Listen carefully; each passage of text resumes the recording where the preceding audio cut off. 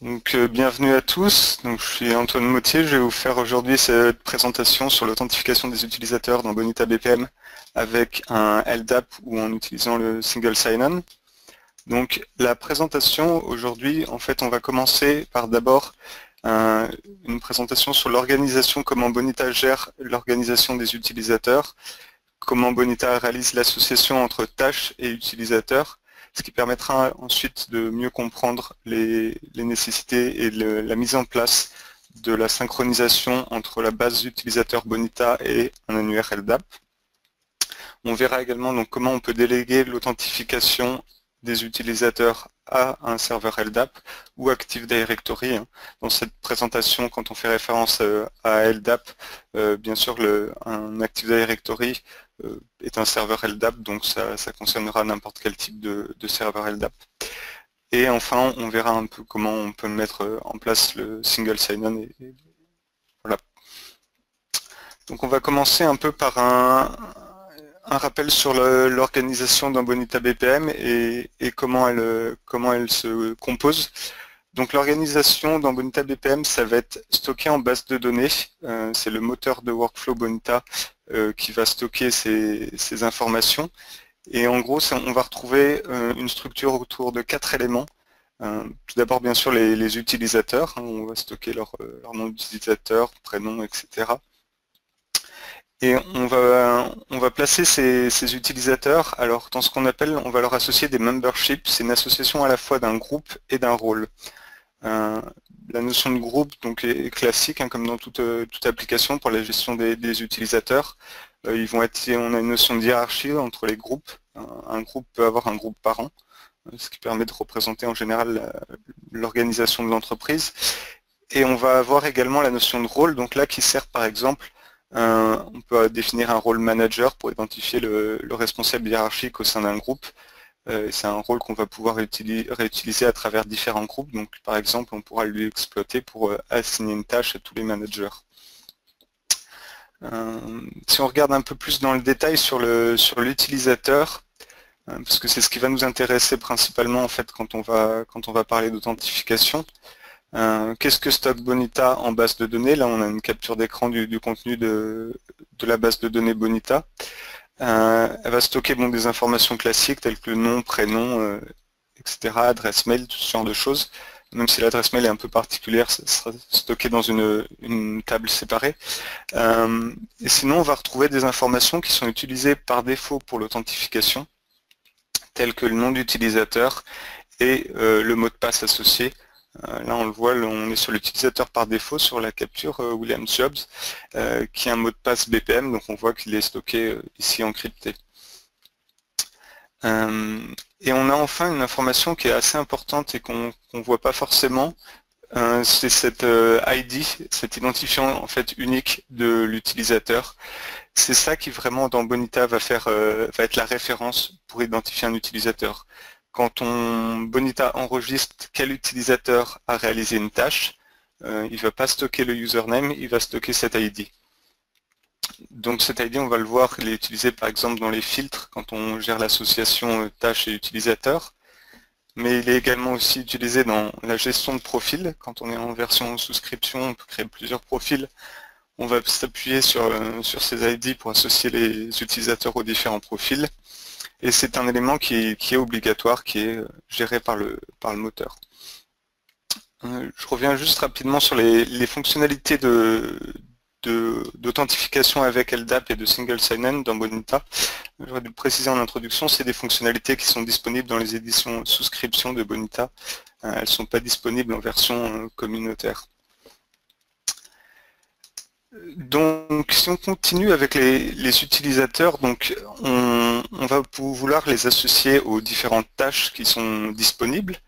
Et en fait, on n'associe pas un seul utilisateur à une tâche.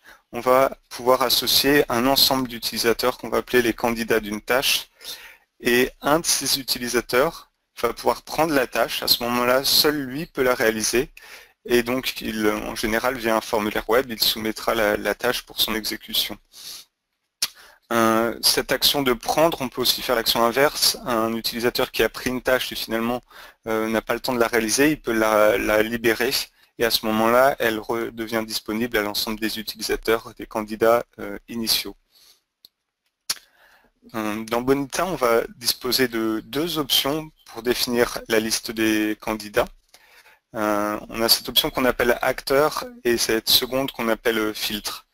Donc là, je vais rappeler un peu le mécanisme et les différences sur les deux options et les avantages que chacune présente. Donc l'acteur, en fait, c'est un mécanisme où dans la définition du processus, on va simplement venir placer un identifiant. C'est simplement un nom, hein, il n'y a aucune contrainte dessus. En général, on va quand même essayer de lui donner un certain sens. Par exemple, ici, on voit qu'on a un acteur générique qui représente tous les employés de la société. On a un acteur pour les employés dans le service RH et le manager du service RH. Mais pour le moment, c'est vraiment juste un nom. On aurait pu les appeler A, B, C. Il n'y a pas de signification, il n'y a pas encore d'association avec l'acteur. Alors je vois dans les questions qu'il y a quelqu'un qui me signale un problème de son. Si vous avez aussi des problèmes, n'hésitez pas à me le signaler. Pour le moment, j'ai eu qu'un seul retour, alors j'aurais tendance à penser que c'est sur la connexion d'une seule personne, mais si ça marche correctement pour vous, ou si vous avez des problèmes, n'hésitez pas à me le signaler. Ok. Donc là, a priori, le son fonctionne pour tout le monde, donc j'aurais tendance à dire que ça doit venir plutôt de la configuration de la connexion qui peut être peut-être un peu lente. La configuration des acteurs, en fait, elle intervient. Donc par configuration, on entend associer finalement ces noms à l'organisation, à des groupes ou autres. Elle intervient dans une seconde phase. Donc c'est soit on va la réaliser depuis le studio. Quand on crée la définition du processus, on peut venir créer une configuration par défaut. Soit on va le faire après déploiement du processus. Depuis le portail, dans l'interface d'administration, on va pouvoir venir dynamiquement ajuster et configurer cette association acteur-organisation.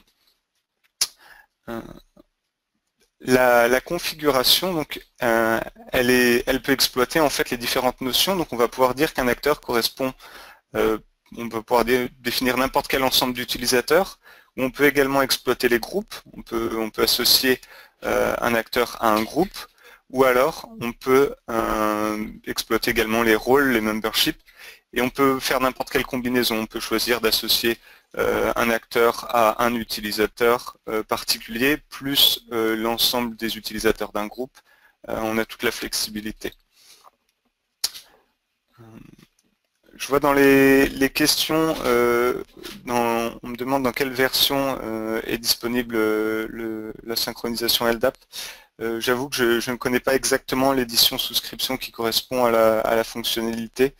Je pourrais regarder si l'information est disponible sur le site buntasoft.com.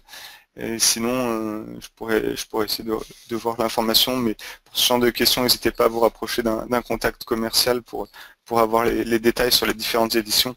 Donc, une fois qu'on a effectué cette configuration, qu'est-ce qui va se passer à l'exécution? Et c'est là qu'il y a un point assez important à saisir. C'est pas au moment où la tâche devient disponible qu'on va trouver quelles personnes peuvent la faire. C'est la tâche est pour un acteur, on a cet identifiant, et la personne qui va venir se connecter dans le portail, en fonction des groupes, des rôles qu'elle a, qui lui sont attribués, on va venir produire la liste des acteurs auxquels elle correspond. Donc c'est vraiment à l'authentification de l'utilisateur, on a cette phase pour trouver, en fonction de la position de l'utilisateur dans l'organisation, à quel acteur elle correspond. Et donc ensuite, on va avoir cette phase qui va mettre en corrélation les acteurs associés à l'utilisateur qui vient de s'identifier et les tâches en attente avec leurs acteurs pour produire la liste des tâches qui sont disponibles pour l'utilisateur authentifié. L'avantage de ce mécanisme, c'est que si vous modifiez la configuration d'un acteur, par exemple, vous rajoutez un nouvel utilisateur à un acteur, celui-ci, à partir du moment où il va se loguer à nouveau dans le portail, pourra immédiatement faire les tâches qui sont disponibles pour cet acteur.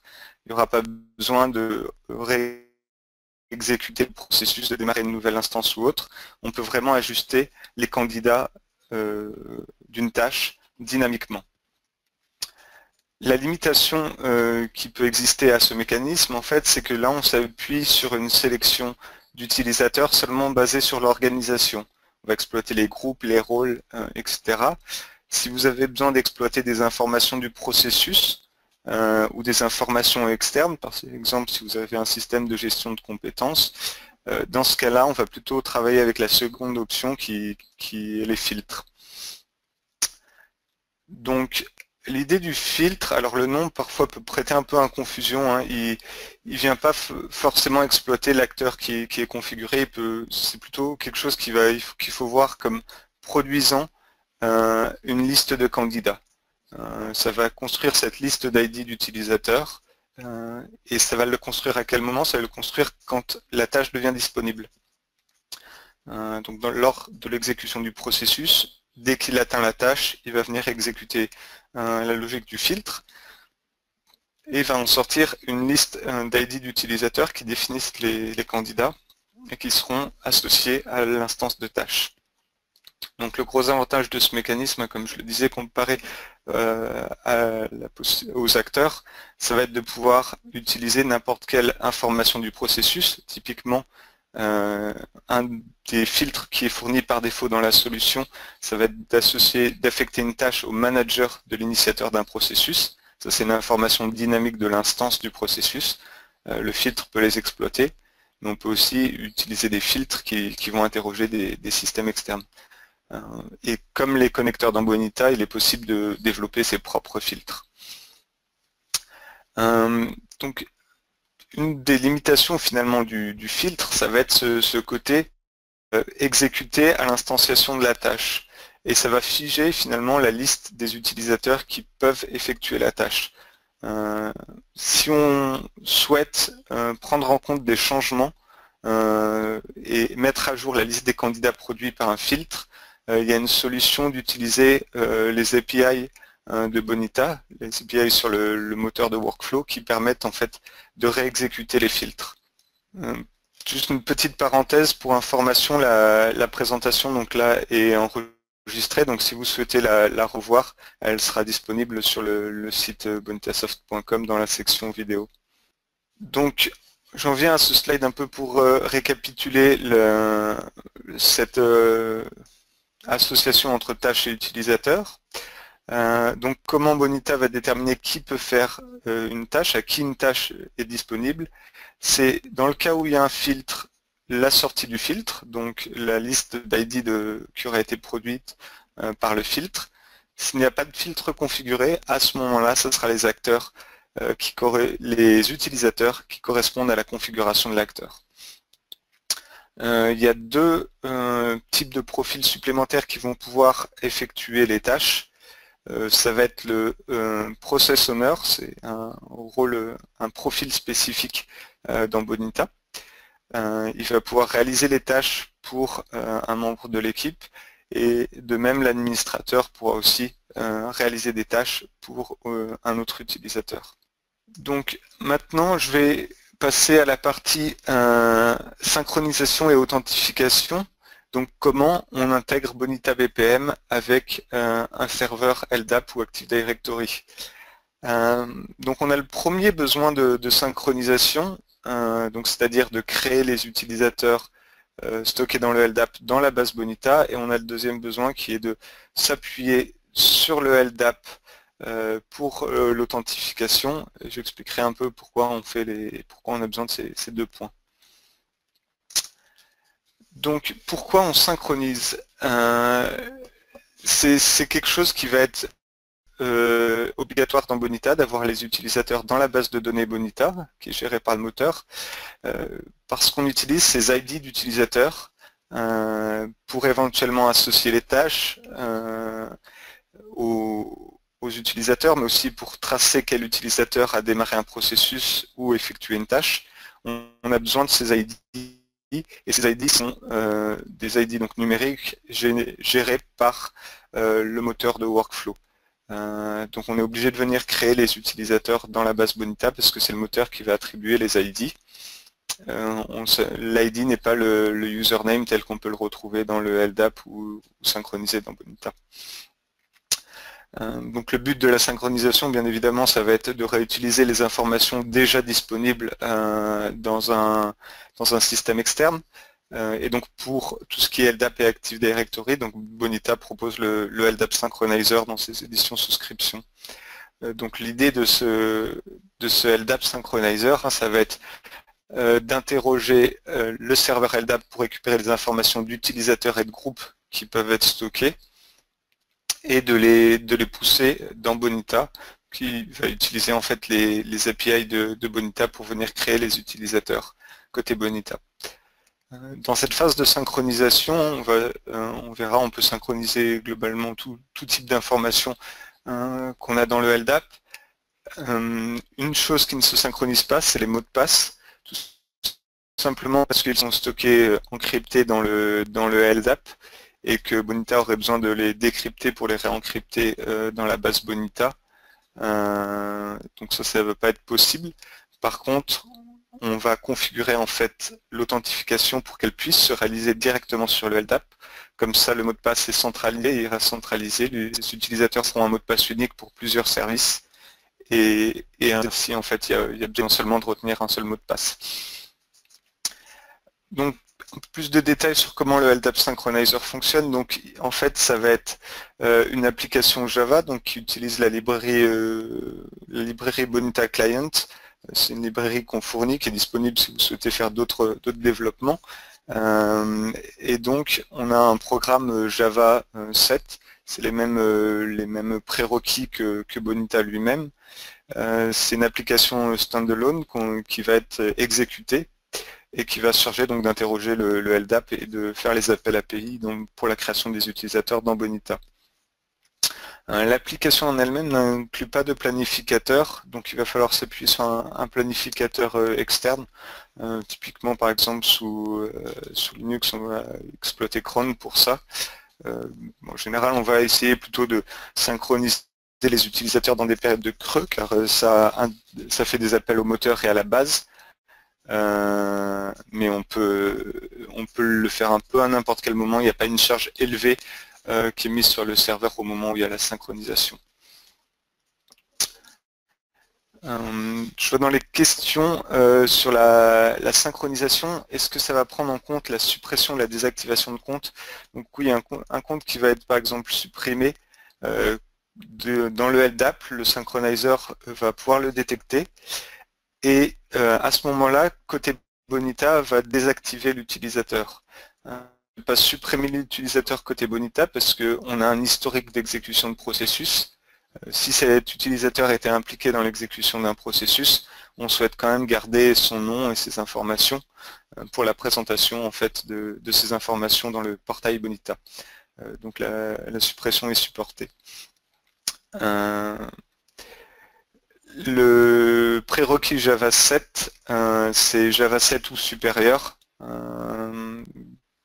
Officiellement, c'est supporté sur Java 7 et Java 8.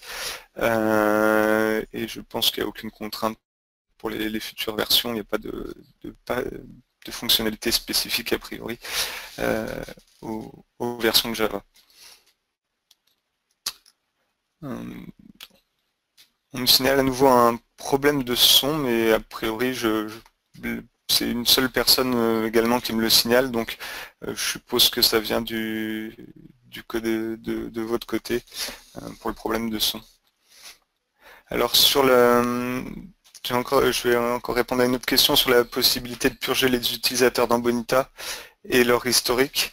Alors c'est pas quelque chose qui va être pris en charge par le LDAP Synchronizer. Mais ça c'est des développements qu'on peut envisager. Mais le LDAP Synchronizer ne va pas se charger de la suppression en cascade des utilisateurs et des processus, des instances de processus qu'ils ont réalisées. En général, on va plutôt procéder à l'inverse et plutôt venir chercher à supprimer les instances de processus.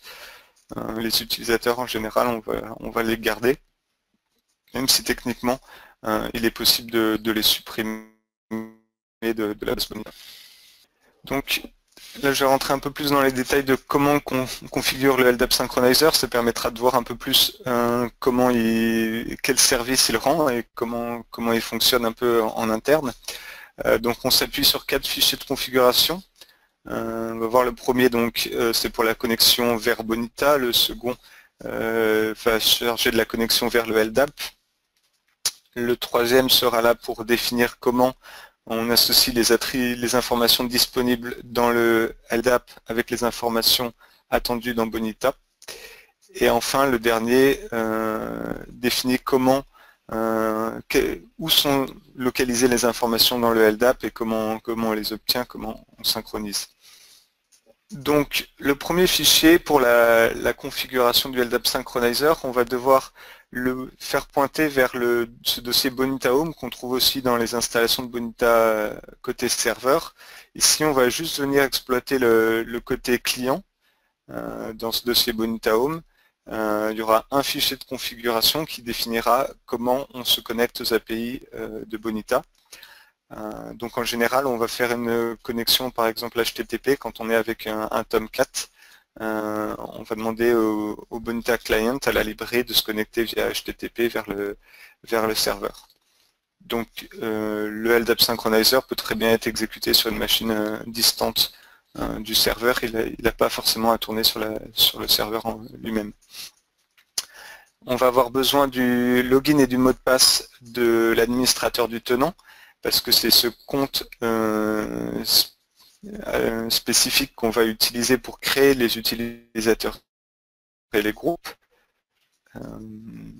Et on va avoir également besoin en fait de les identifiants de l'administrateur de la plateforme, parce que dans l'édition souscription, on peut travailler avec plusieurs tenants et en fait en interne, il y aura une conversion entre le nom du tenant et l'identifiant du tenant qu'on aura besoin de réaliser le LDAP Synchronizer, donc c'est pour ça qu'on a besoin également de ces informations. Mais donc ici, l'essentiel, c'est comment le LDAP Synchronizer accède au serveur Bonita et comment il s'y authentifie. Le fichier de configuration suivant, donc là on va venir définir comment on se connecte au serveur LDAP ou Active Directory, donc l'adresse du serveur, les identifiants pour se connecter et pour venir lire les données disponibles. C'est quelque chose auquel il faut faire relativement attention, aussi bien quand on est dans les configurations du LDAP Synchronizer que de l'authentification. On veut utiliser un utilisateur qui a les privilèges suffisants pour récupérer les informations, réaliser les différentes recherches. Fréquemment, quand il y a des problèmes de configuration, en général, ça peut être un utilisateur qui a des problèmes de privilèges autour de ça. Il y a un paramètre qui va être utilisé pour filtrer les utilisateurs, pour avoir une recherche d'utilisateurs plus performante. Et il y a d'autres options dans le fichier de synchronisation, mais ici on a l'object class, donc le type de données dans le serveur LDAP qui nous permet de filtrer les utilisateurs. Et enfin, on a des paramètres de pagination pour s'assurer de la performance lors des requêtes au serveur LDAP. On a enfin ensuite, pardon, il y aura un quatrième, il y a ce fichier de configuration qui vient définir le nom des attributs dans le LDAP et leur association aux attributs dans Bonita. Par exemple, on va avoir un attribut UID pour le nom d'utilisateur dans le LDAP. On viendra l'associer au username dans Bonita. On fera de même pour le nom, prénom, adresse mail, etc. On va venir faire cette correspondance entre les attributs de l'utilisateur et les champs en fait en base pour Bonita. Enfin, on va avoir ce dernier fichier de configuration qui va définir où sont situés les utilisateurs dans le LDAP et comment on les recherche. On aura également le même mécanisme pour les groupes. Donc il faut savoir qu'il y a plusieurs options pour localiser les utilisateurs. Soit on va donner un point de départ dans le LDAP et le synchronisateur va faire une recherche récursive avec des filtres. Soit on peut également choisir d'indiquer un groupe, donc dans ce cas-là le groupe sera synchronisé, et on peut indiquer qu'on souhaite également synchroniser les utilisateurs contenus dans ce groupe. Et là, de la même manière, on a plusieurs options pour venir chercher les groupes ou donner directement le chemin vers les groupes qu'on souhaite synchroniser. Donc on peut être sur un mode de recherche finalement ou sur un mode où on pointe vraiment les éléments à synchroniser. Et donc comme je le disais précédemment, le LDAP Synchronizer peut désactiver les utilisateurs qui ne seront plus présents côté LDAP. Dans les questions, on me demande ce que c'est un tenant.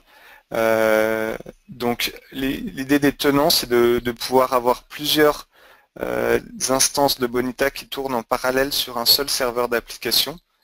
Et en fait, ça fonctionne vraiment comme des installations séparées.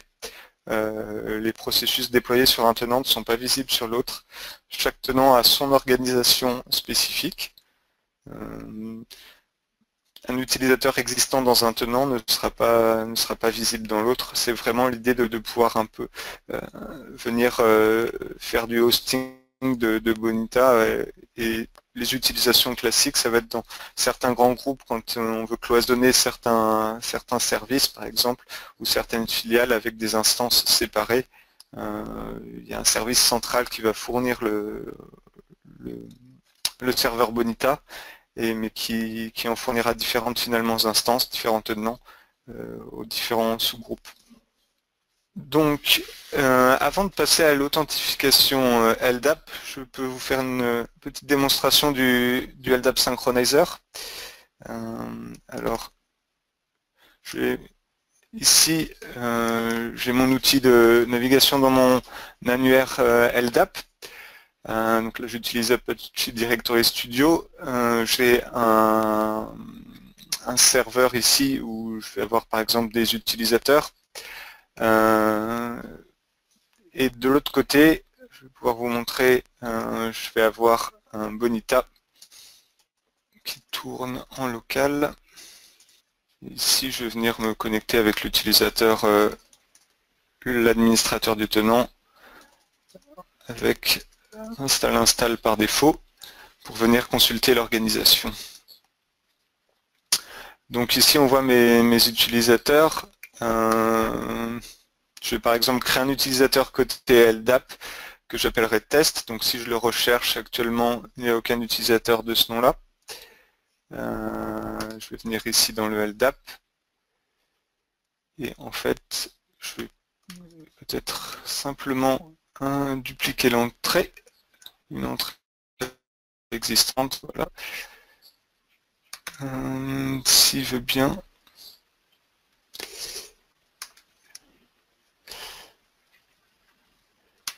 Voilà, ici je vais venir créer mon utilisateur test.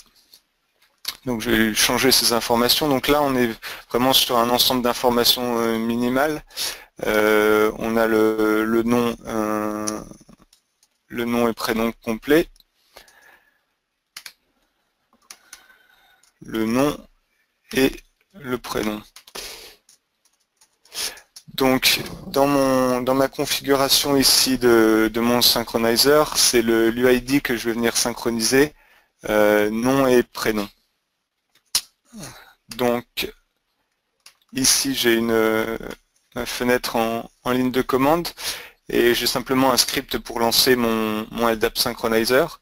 Et donc il est configuré pour venir rechercher les utilisateurs dans ce nœud du LDAP, sous cette organisation unit people, il va venir les synchroniser.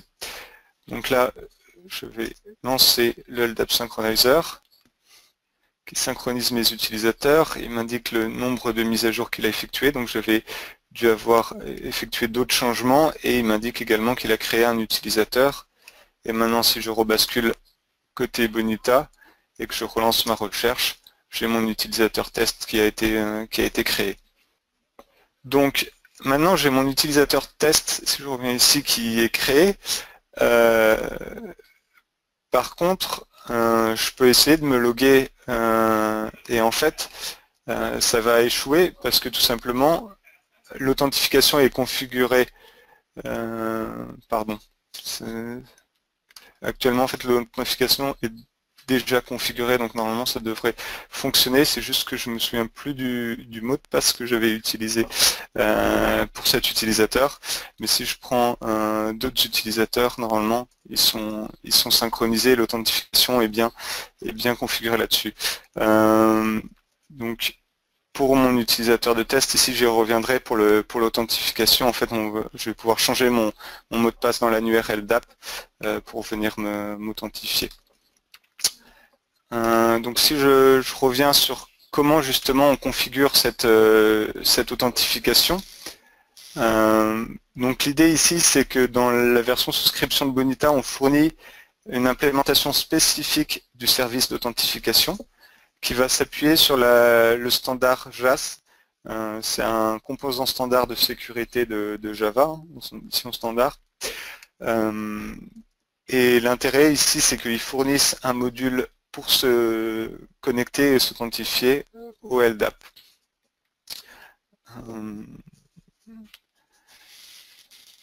Donc, l'authentification sur le LDAP va être déléguée à ce module qu'on va venir configurer en fait pour se connecter au LDAP, trouver l'utilisateur et essayer de s'authentifier avec cet utilisateur.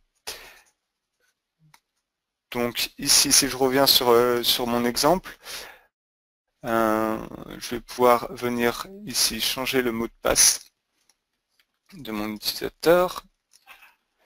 Et maintenant que je l'ai mis à jour, on va pouvoir venir s'authentifier côté Bonita avec le mot de passe test que je viens de lui définir.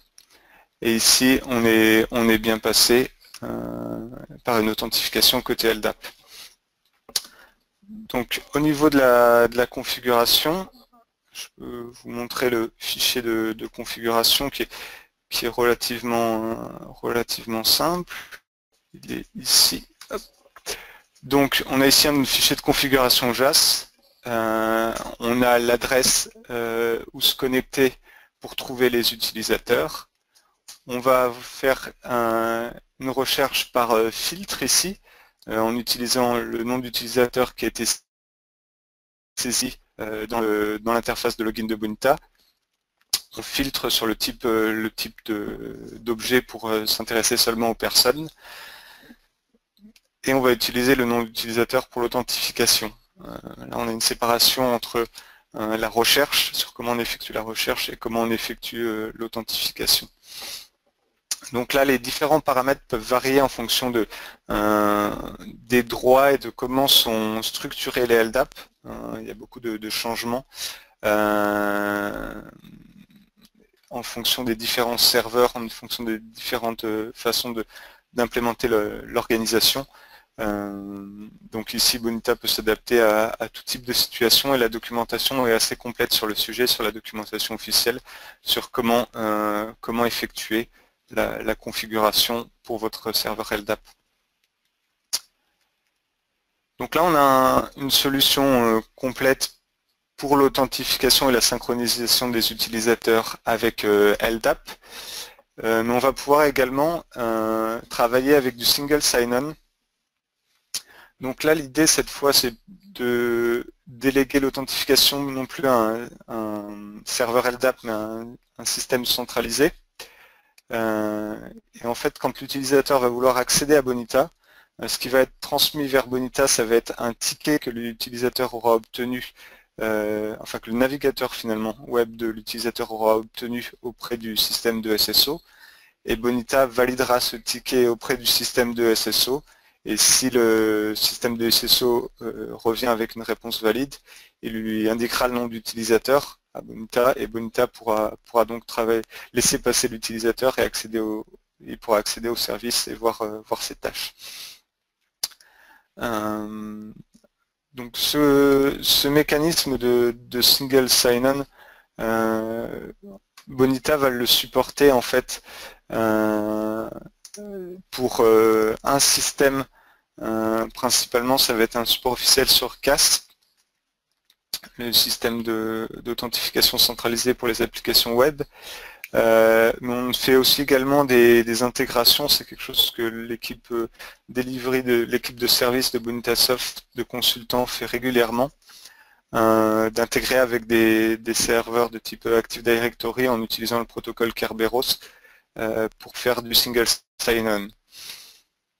Donc là, par exemple, les utilisateurs vont ouvrir leur session Windows en se connectant au domaine et pourront directement accéder à Bonita sans avoir à saisir de mot de passe. Voilà pour la présentation d'aujourd'hui. Si vous avez des questions, n'hésitez pas à les poser dans le GoToWebinar. Je suis encore disponible pour y répondre. Alors sur le support de SAML, je n'ai plus en tête de cas clients sur le sujet. Il faudrait que je revienne vers vous pour la question, parce que là j'ai pas la réponse en tête. Notamment sur le SAML, il faudra que je me renseigne pour répondre à ces questions. Le single sign-on, c'est une fonctionnalité qui est supportée seulement sur la version souscription, donc il ne sera pas possible de le configurer en version communautaire.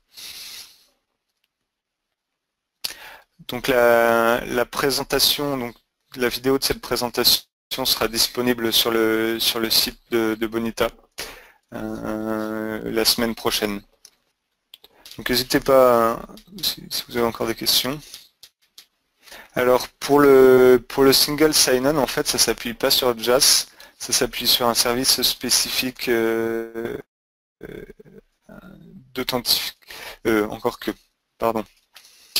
Si ça s'appuie bien sur JAS. Alors j'ai pas le fichier de configuration ici, mais normalement on doit pouvoir le trouver dans la documentation.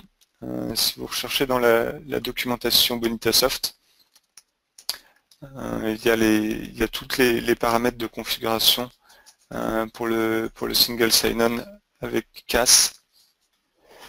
Et donc là, on a les configurations JAS pour le SSO avec CAS.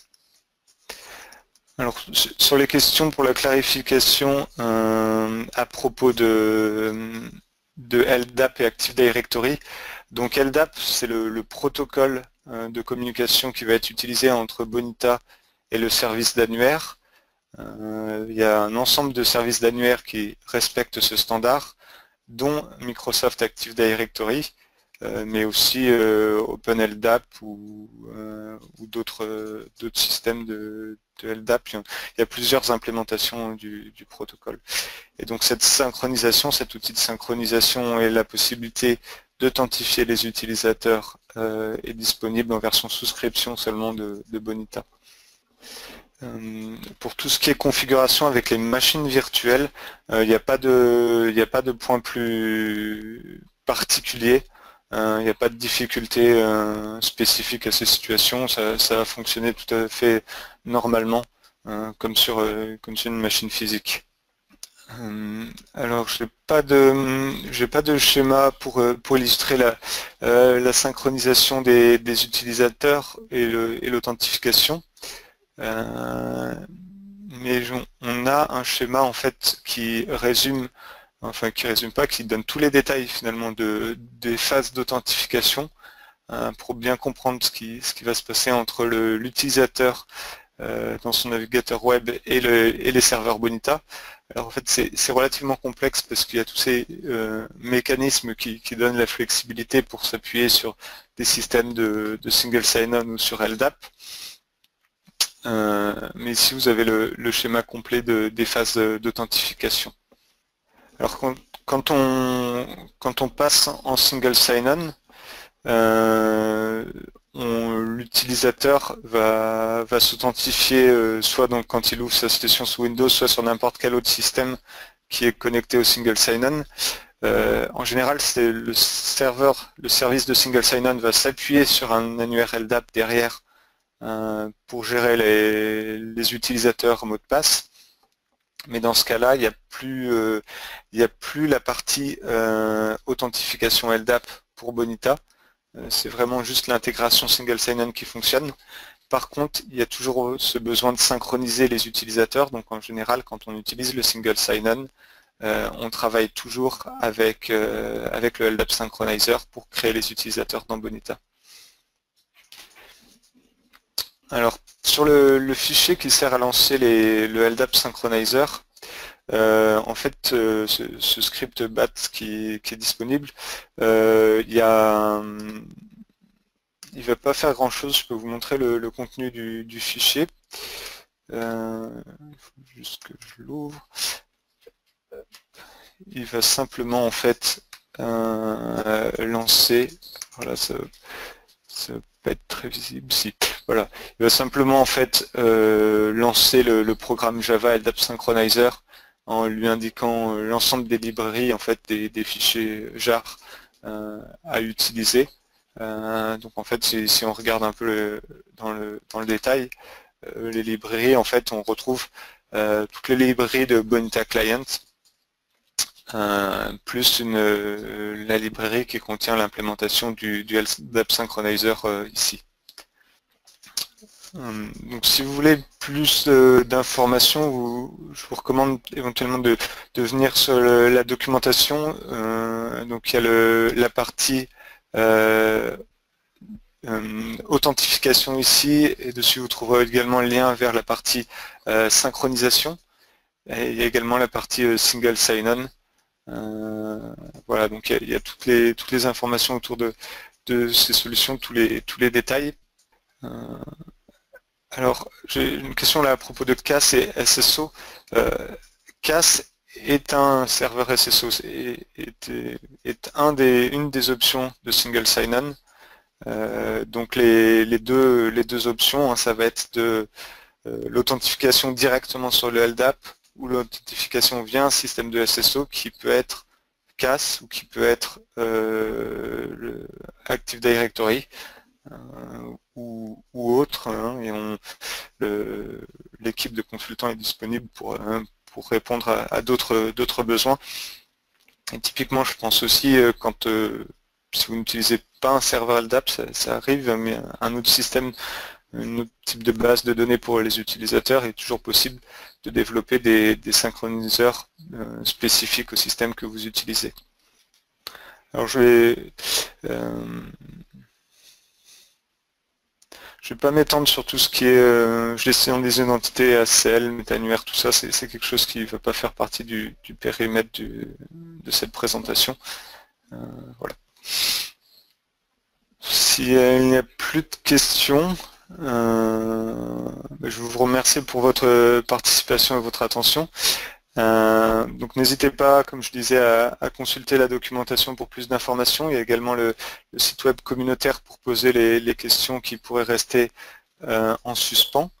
Et également, si vous souhaitez donc plus d'informations sur les éditions en souscription et avoir plus de détails sur quelle édition est appropriée et dispose des fonctionnalités dont vous avez besoin, n'hésitez pas à rentrer en contact avec un de nos commerciaux. Il y a des formulaires de prise de contact sur le site corporate pour ça et ils sont disponibles. C'est ce que je disais sur l'édition dans laquelle je ne l'ai plus en tête. Donc si l'information n'est pas disponible sur le site corporate, n'hésitez pas à poser la question. Mais en fait, ici on peut vérifier. Pardon, j'avais la réponse sous les yeux. On voit que sur le LDAP Synchronizer, il est disponible dans toutes les éditions souscription, dans toutes les versions professionnelles. Donc je vais arrêter ici. Merci à tous et bonne journée.